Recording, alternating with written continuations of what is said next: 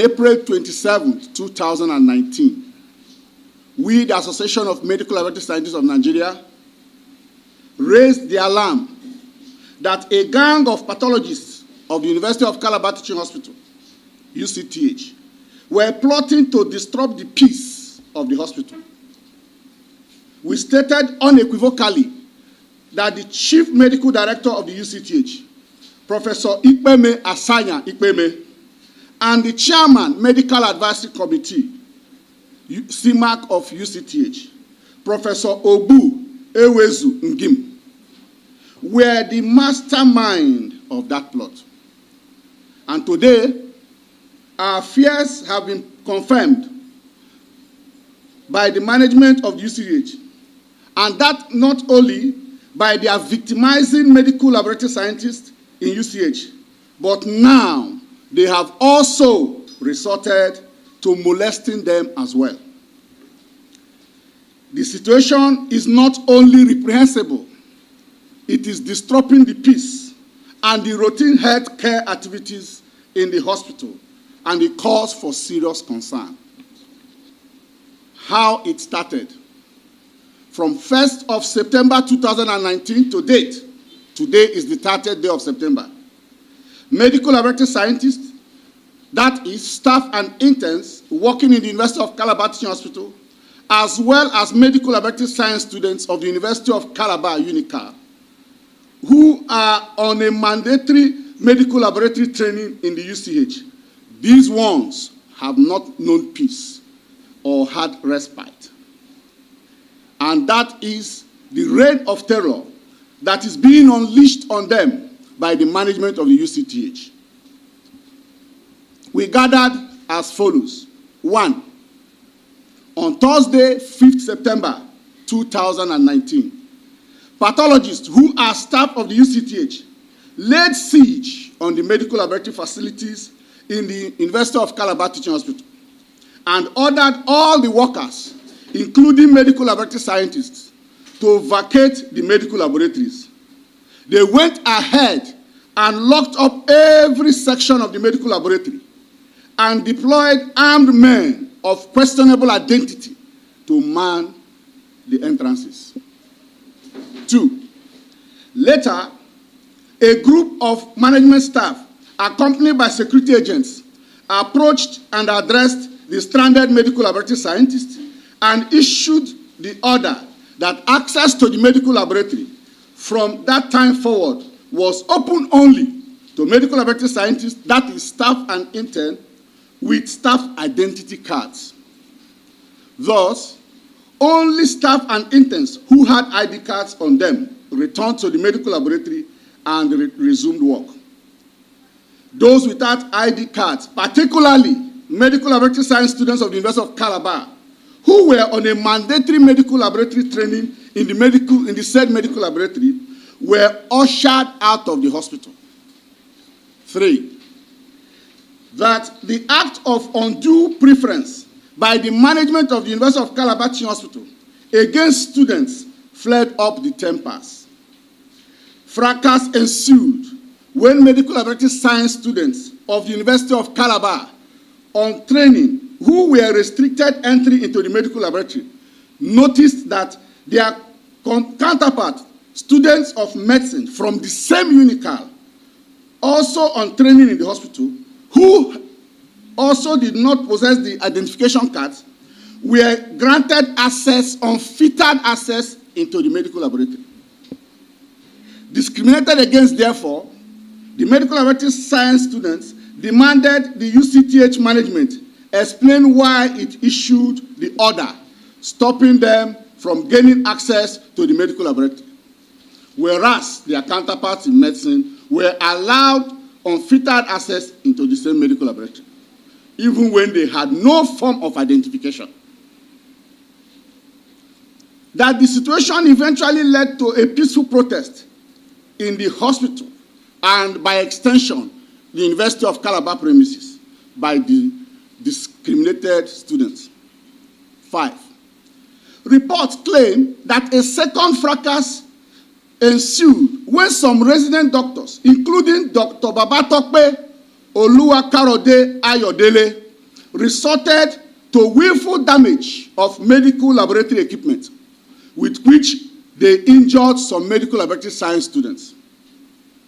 We have video and photo evidence of all we have alleged here, and they are already public. They've gone viral online. To us, a number of questions are apt at this juncture. First, who issued the order refusing the students of medical laboratory science entry to the medical laboratory, and why?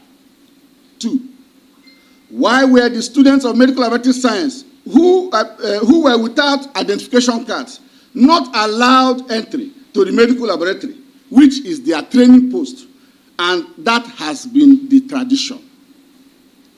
Why did the management of UCTH allow students of medicine who were also without staff identification card access to the medical laboratory? These questions and many more merit answers from the management of UCTH Calabar. Also, the death of our member, Mr. Patrick Bassi O'Neill, in UCTH on the 7th of September 2019, when the crisis in question was in full swing, prompts the question. And what is that question? That Patrick Bassi O'Neill was murdered via euthanasia. That is, painlessly putting him to death. Wasn't he so murdered? We are not clueless as medical laboratory scientists. To us, the staff identification card issue raised against our student was a small screen. The discriminatory restriction order was schemed by instigators in the UCTH management to provide grounds for them to throw out the students, not minding that they were mere students who were in the hospital for their mandatory medical laboratory training. The so-called intervention by the CMD of UCTH in the current crisis in the hospital was a make-believe, only to subject our members to torture of all sorts. For instance, the CMD and his management have deployed armed men alleged to be men of the SAS unit of the Nigerian Police Force, Calabar Command. These ones were deployed to the hospital, and now they terrorize medical laboratory scientists, interns, and students who are undertaking their lawful routines of work and training at UCTH Calabar. Second, at the whims and caprices of the management of UCTH Calabar, the Department of Security Services, DSS, in Calabar, have been inviting and taking into custody medical laboratory scientists working at the University of Calabar Teaching Hospital, Calabar, for endless interrogatory sessions. Our members could not even secure justice, even in the hands of the Nigerian Police Calabar Command. A number of medical laboratory scientists, including 2 nursing mothers, who were arrested and held in police detention on the express orders of Professor Ikpeme, were denied bail. Concerted efforts involving the Cross River State Commissioner of Police to secure their bail met stiff resistance of a Deputy Commissioner of Police, Mrs. Tammy Peterside, who is the commander in charge of the matter. A lawyer who was hired to secure bail of the detained medical laboratory scientist alleged that police operatives under DCP Peterside demanded and received gratification for their bail. Beyond the compelling question over the UCTH management instigated unlawful arrest, molestation, and detention of medical laboratory scientists by police, a background check indicates that DCP Tammy Peterside, the husband, is a medical doctor, and 2 of his sons are also medical doctors. Clearly, DCP Peterside was biased in the matter. She took sides with the doctors against the medical laboratory scientists. The remote causes. Professor Ikpeme Asanya Ikpeme and Professor Bu Ewezu Ngim belong to the category of Nigerian physicians who are sworn to denigrating and collapsing the medical laboratory services system in the University of Calabar Teaching Hospital, Cross River State. Little wonder their tenure, very short tenure in office, has been characterized only by such decadent impunity and abuse of power. We gave them notice of enforcing the court judgments we have. And since we did not get any response from them, we formally instituted a case in 2018. And as we speak, the case is pending in National Industrial Court, Abuja. Several hearings on the matter had taken place. And while the matter pends in court, which is called lis pendis, the management took laws into their hands and resorted to what is considered in legal parlance as self-help. The idea is for them to destroy the rest that is pending before the court. And that is why we have come out crying before Nigerians. This is a country governed by law. Every profession is established as a result of societal need. And when that happens, this same society enacts an enabling legislation to provide charter for the profession. And if you heard me right, the medical laboratory science profession is over 50 years in Nigeria with an enabling law providing a charter for it since 1968. Data upon which 80% of clinical decisions are premised. It is their duty to liaise with their colleagues in the world who do not have a bias to understand laboratory reports, to guide them on how best to use that report to attend to patients. Today, for want of appropriate word, laziness may fit in.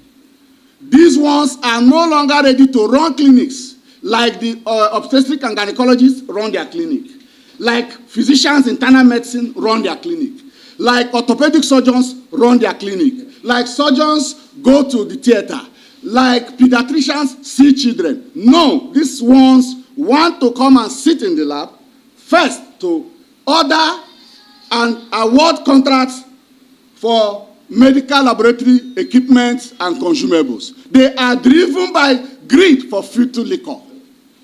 Now, in so doing, you see, I want to give Nigerians an example. If you go to the ward, you have nurses there, and you have doctors come to see patients that are inpatients. Now, the doctor that is attending the patient in any particular ward of any nature does not pretend the activities of the nurse. The nursing service is a distinct and unique service.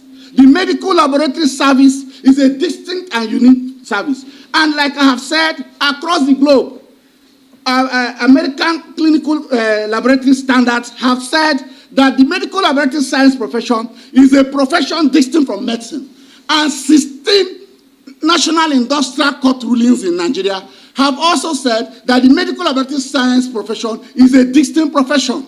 The Decree 56 of 1968, the Act 11 of 2003, which is now M25 LFN 2004, all had distinguished and delineated what the medical laboratory scientists should do in care of patients. Now, our worry is that rather than give themselves and give back to Nigeria, because these ones are trained with our money, when they graduate, they say they are doing residency, which is work and earn salary. And they earn salary for as many years as they can do that. Before, some will stay for 11 years. I know those who stay 12 years. It was up until the ex-oil administration that they pegged it that if after 6 years tenure you can go. They stay there to collect salary. And when they eventually finish the program, rather than give back by committing to attending to patients. They want to come and sit in the bench and experiment with human life. That is very catastrophic.